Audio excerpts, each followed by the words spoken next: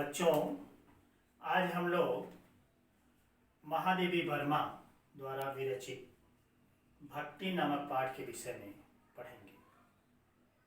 महादेवी वर्मा हिंदी साहित्य के छायावादी कवियों में से एक थी।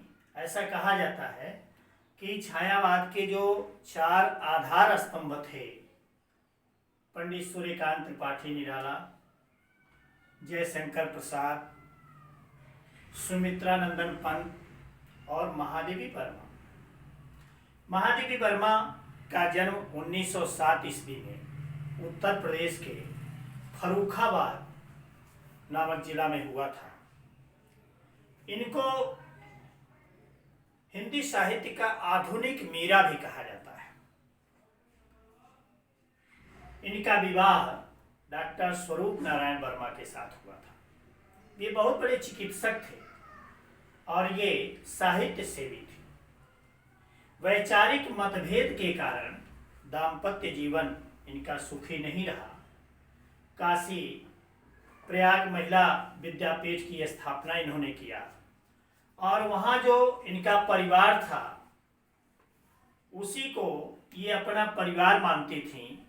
जो उसमें सेवक होते थे, जो जानवर होते थे, सबको मिला जुला करके वो अपना परिवार समझती थी। भक्तिन भी उसी परिवार की एक अंग थी। यह एक रेखा चित्र है, संस्मरणात्मक रेखा चित्र भक्तिन। और भक्तिन का जो चरित्र है उसके विषय में महादेवी वर्मा ने इस पाठ में लिखा है। इनको आधुनिक मीरा क्यों कहा जाता है? तो आधुनिक मीरा जैसे मीराबाई ने भगवान कृष्ण को सर्वस्व समर्पण कर दिया था, समर्पित कर दिया था स्वयं को। जाके सिर मोर मुकुट मेरो पति सोई, ऐसा मीराबाई कहती हैं। उसी तरह से महादेवी वर्मा भी भगवान की प्रतीक्षा में हैं, भगवान की ही उपासना करती हैं, वही उनके लिए सब कुछ हैं।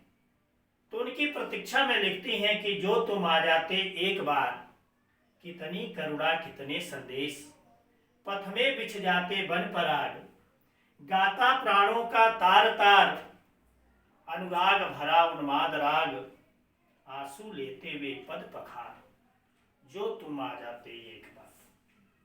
हंस उठते पल में आर्द नयन, धुल जाता ओठों से विषाद, छा जाता जीवन में बसंत, लुट जाता चिर संचित विराग, आंखें देती सर्वस्व बार, जो तुम आ जाते एक बार।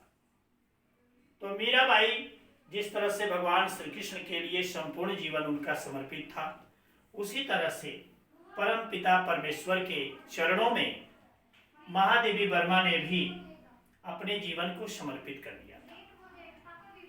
भक्तिन पाठ जिसकी नायिका स्वयं भक्तिन है, ये गोपालक की पुत्री थी।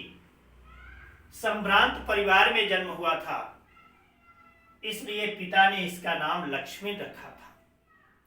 लेकिन जीवन के थपेड़ों के कारण, जीवन में अनेक संघर्ष के कारण, जीवन में ठोकर खाते खाते भक्तिन महादेवी वर्मा के शरण में पहुंचती है और उसके रूप रंग को देखकर, उसकी वेशभूषा को देखकर महादेवी वर्मा ने लक्ष्मी का नामकरण भक्तिन के रूप में किया।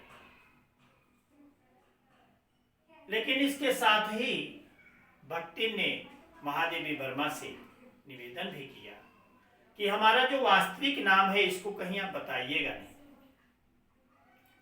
महादेवी वर्मा ने जो ये संस्मरणात्मक रेखा चित्र भक्तिन का खींचा है वो अतुलनीय है, अपने आप में बहुत ही प्रशंसनीय है।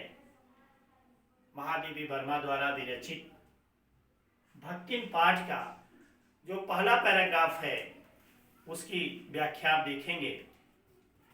छोटे कद और दुबले शरीर वाली भक्तिन अपने पतले होठों के कोनों में दृढ़ संकल्प और छोटी आंखों में एक विचित्र समझदारी लेकर जिस दिन पहले पहले मेरे पास आ उपस्थित हुई थी, तब से आज तक एक युग का समय बीत चुका है। भक्तिन का व्यक्तित्व कैसा था, उसकी कद काठी कैसी थी, इसका चित्रण महादेवी वर्मा ने इन पंक्तियों में किया है। पर जब कोई जिज्ञासु उससे इस संदर्भ में प्रश्न कर बैठता है, तब वह पलकों को आधी पुतलियों तक गिराकर और चिंतन की मुद्रा में ठुड्डी को कुछ ऊपर उठाकर विश्वास भरे कंठ से उत्तर देती है। क्या कहती है भक्ति? तुम पचे का क्या बताए, यह 50 वर्ष से संग रहित है। अर्थात इस पाठ में महादेवी वर्मा ने जो लोक भाषा है, लोक प्रचलित भाषा है, उसका भी उन्होंने प्रयोग किया है। भक्तिन के मुंह से कहलवाया है, तुम पचे का क्या बताए। अर्थात आप लोगों को मैं क्या बताऊं, मैं यहाँ 50 वर्ष से रह रही हूं, इस हिसाब से मैं 75 की ठहरती हूँ और वह 100 वर्ष की आयु भी पार कर जाती है। भक्तिन के उम्र के विषय में महादेवी वर्मा कहती हैं कि जब 50 वर्ष से मेरे साथ रहती है तो मेरी उम्र तो 75 की है, तो इसका मतलब इसकी उम्र जो है 100 वर्ष से भी अधिक हो जाती है। इसका भक्तिन को पता नहीं, पता हो भी तो संभवतः मेरे साथ बीते हुए समय में रत्ती भर भी कम न करना चाहिए। मुझे तो विश्वास होता जा रहा है कि कुछ वर्ष और बीत जाने पर वह मेरे साथ रहने के समय को खींचकर 100 वर्ष तक पहुंचा देगी। अर्थात उसकी जो उम्र है वो ज्यादा थी, 100 वर्ष से अधिक थी, ऐसा महादेवी वर्मा अनुमान लगाती है। चाहे उसके हिसाब से मुझे 150 वर्ष की असंभव आयु का भार क्यों न ढोना पड़े। अर्थात तो मेरे साथ जो उसका समर्पण था, मेरे साथ जो रहना चाहती थी, वो 150 वर्ष से भी ज्यादा अगर रहना पड़े तो मेरे साथ रहेगी, उसको ढोएगी, ऐसा मुझे विश्वास है।